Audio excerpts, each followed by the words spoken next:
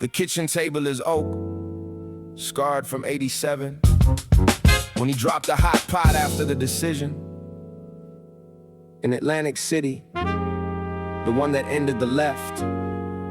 Now he lays out gauze, tape, the theft of his prime reduced to instruction.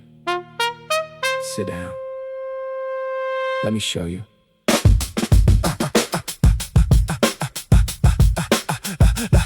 The gauze is white, cheap from the pharmacy chain. He pulls it slow, measures against his own pain of a knuckle that never healed right. That clicks when the weather changes, when the barometric pressure ticks. Up or down, a forecast and bone. He wraps my right hand first, his own. Left hand steady in a way it wasn't before. The tremor of age different from the tremor of war that the ring demanded. The 8-ounce demand of hitting and beating hit of the hand.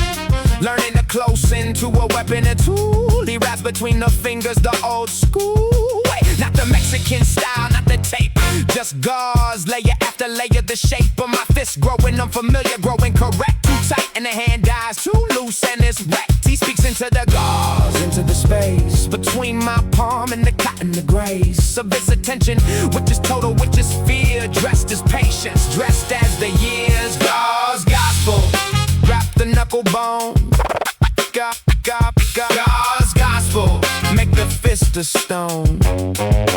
Not too tight. Gauze gospel, the tape is the seal. Gauze gospel, over what won't heal. Hit the bag. The heavy bag hangs in the garage from a beam that also holds the Christmas lights. The dream of normalcy, of a house that doesn't know what the kitchen table saw, the slow unwrapping of his hands after the last fight. The doctor said never again. The night said one more. The morning said no. Now he watches me hit the bag and the blow is amateur as wrong as all arm and no hip. He doesn't correct me, he lets the tape slip in his mind. Maybe back to the gym where the bags were leather, where the light was dim and holy.